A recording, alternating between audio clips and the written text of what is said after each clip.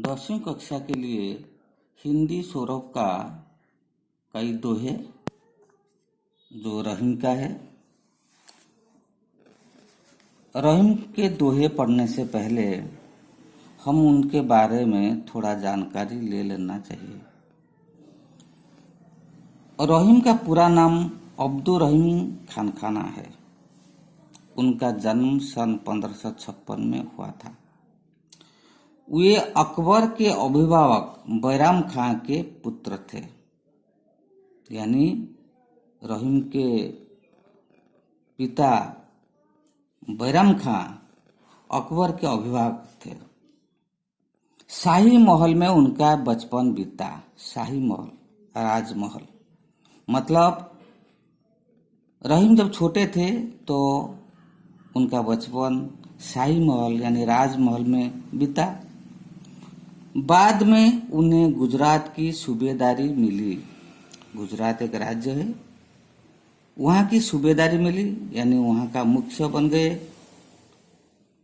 रहीम अरबी, फारसी, तुर्की, संस्कृत और हिंदी के अच्छे जानकार थे। वे हिंदू संस्कृति और भक्ति भावना से प्रभावित थे। हिंदू न होते हुए भी हिंदू संस्कृति से और भक्ति भावना से प्रभावित थे। उन्होंने दरबार का शाही ठाठ देखा था। शाही ठाठ देखा था, राजमहल का जो ठाठ देखा था। ठाठ यानी जो बड़ा बड़ा भाव, राजकीय भाव देखा था। वे बड़े पद पर काम करते थे, लेकिन उनमें गर्व का नाम न था। आम जनता के जीवन को देखा। आम जनता यानी साधारण लोगों के जीवन को देखा। रहीम एक सहृदय, स्वाभिमानी, वीर और दानी व्यक्ति थे। साधारण मानव के प्रति उनके मन में बड़ा प्रेम था। उनके दोहों में अनुभूति की गहराई मिलती है। मतलब उनके दोहे में जो कुछ बातें हैं सब अपनी अनुभूति से उन्होंने लिखा है। भक्ति, नीति, वैराग्य, श्रृंगार जैसी बातें उनकी रचनाओं में पाई जाती है। रहीम काव्य के कई संग्रह प्रकाशित हो चुके हैं। इनमें रहीम रत्नावली, रहीम विलास प्रामाणिक है। तो उनके जो दोहे हैं, 3 दोहे हैं, आज हम पढ़ेंगे।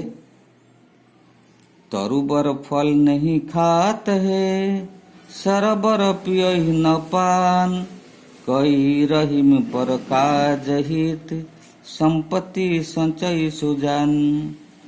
रहीमन देखी बड़ेन को, लघु न दीजिए डारी, जहाँ काँव आवे सुई, कहाँ करे तलवारी। रहीमन पर उपकार के, करत नयारी बीच, मांस दिए विभू पुने, दिन्ही हाड़ दधीची। तरुवर फल नहीं खाते यानी वृक्ष। तरुवर यानी वृक्ष। वृक्ष फल नहीं खाते, मतलब अपने पास जो फल होता है वह फल खुद नहीं खाता है। वृक्ष में फल होते हुए भी वह खुद नहीं खाता है। सरोवर पियहि न पान। सरोवर यानी पुष्करणी यानी तालाब। पियहि पीता है, न नहीं पीता है पान पानी।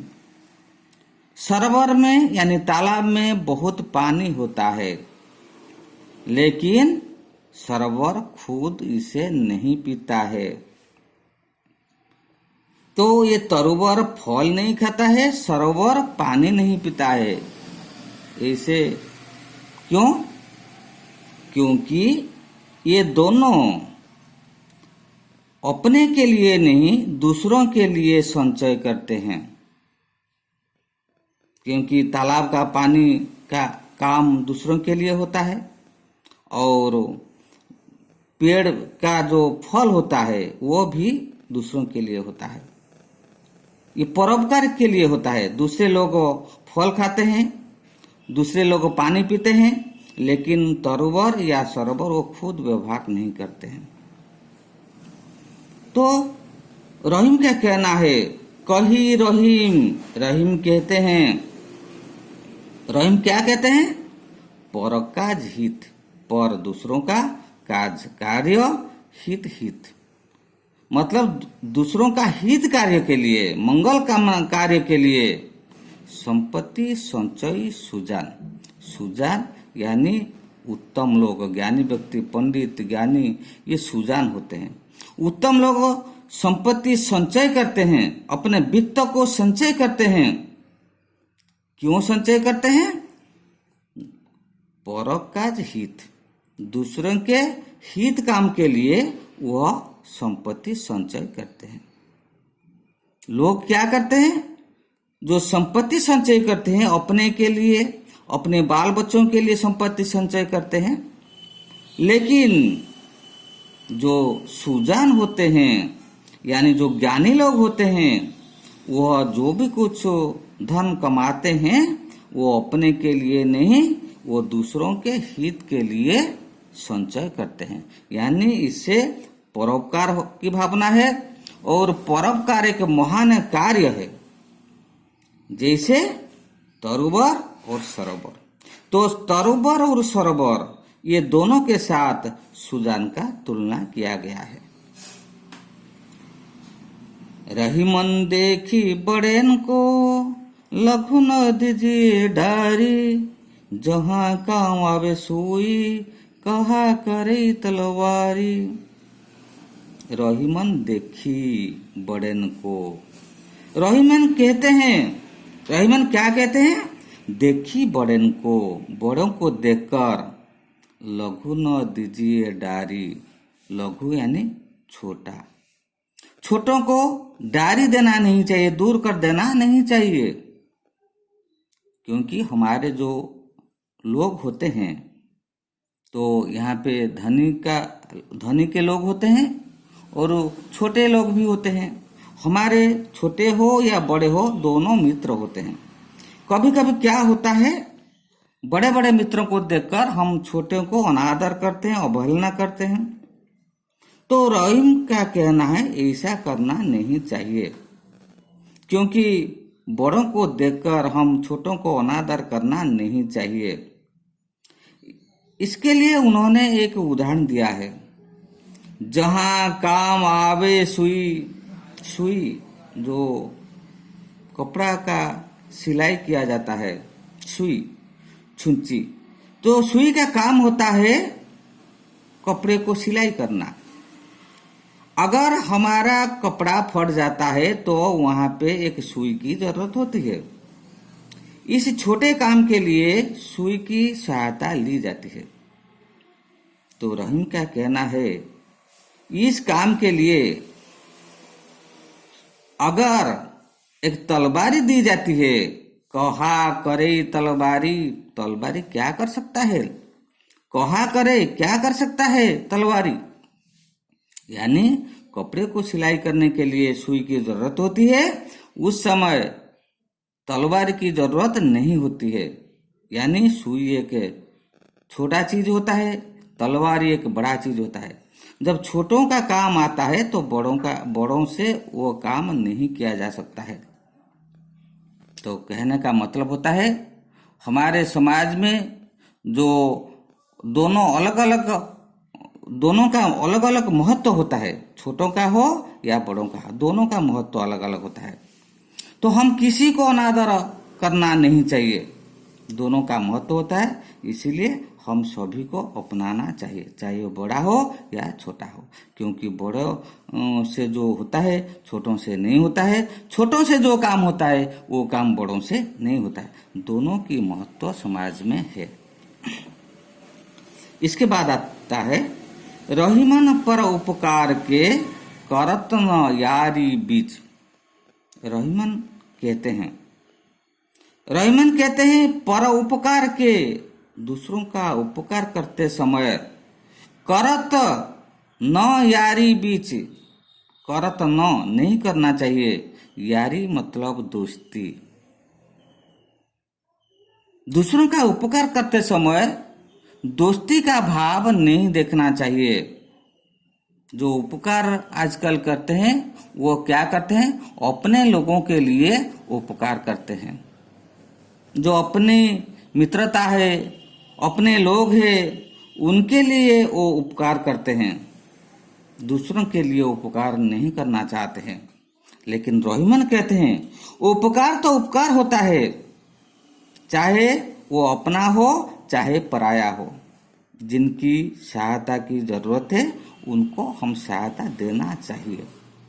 तो सहायता करते समय अपना पराया देखना नहीं चाहिए। इसलिए उन्होंने एक उदाहरण दिया है। मांग से दिए शिबी भूप ने। शिबी भूप, भूप का मतलब राजा, शिबी भूप मतलब शिबी राजा। ये शिबी राजा के बारे में एक कहानी है जो तुम्हारी किताब में दिया गया है। ये जो शिबी के बारे में दिया गया ये एक कहानी, सुंदर कहानी है, इसको तुम खुद पढ़ लेना। एक दूसरों के लिए एक पक्षी के लिए उन्होंने अपना मांस दे दिया था। इसको पढ़ना, पूरी तरह पढ़ना। तो एक पक्षी के लिए उन्होंने अपना मांस दे दिया था, जो पक्षी अपना नहीं था। और दिन्नी हाड़ दधीची, दधीची एक ऋषि थे। तो इनके बारे में एक कहानी है, तुम्हारी किताब में है, दधीची ऋषि के बारे में एक कहानी है। तो ये कहानी को तुम खुद पढ़ लेना, क्योंकि दधीची ऋषि एक राक्षस को, वृत्तासुर नामक एक राक्षस को मारने के लिए सारे भगवान विष्णु से परामर्श लेकर जब सभी देवगण उनके पास पहुंचे और उनको मारना जरूरी था वृत्तासुर को, और ये इसको मारने के लिए ऋषि दधीची ने खुद अपना अस्थियां दान कर दिया था। तो कहने का मतलब है दिन्ही हाड़ दधीची, दिन्ही दिए थे हाड़, अपना हाड़ दधीची ऋषि ने अपना हाड़ दे दिए थे। अपने के लिए नहीं, देवताओं के लिए, सारे देवता समाज के लिए उन्होंने अपना हाड़ दे दिए थे। तो कहने का मतलब है कि उपकार करना एक कला है, और सहायता करते समय तो वहाँ पे यारी दोस्ती की बात आनी नहीं चाहिए। जैसे शिबी राजा ने एक पक्षी के लिए अपना शरीर का मांस दे दिया था, जैसे दधीची ऋषि ने देवताओं के लिए अपना हाड़ दान दे दिया था, यानी अपना जीवन दान दे दिया था। ठीक है, आज इतना ही। इसको तुम ठीक तरह पढ़ना, प्रश्न और अभ्यास से इसको भी खुद कर लेना, और जो भाषा ज्ञान है इसको भी खुद कर लेना। अगर करते समय कोई कठिनाई है तो फिर मुझे पूछ लेना। रहता हूँ गिरीश सर।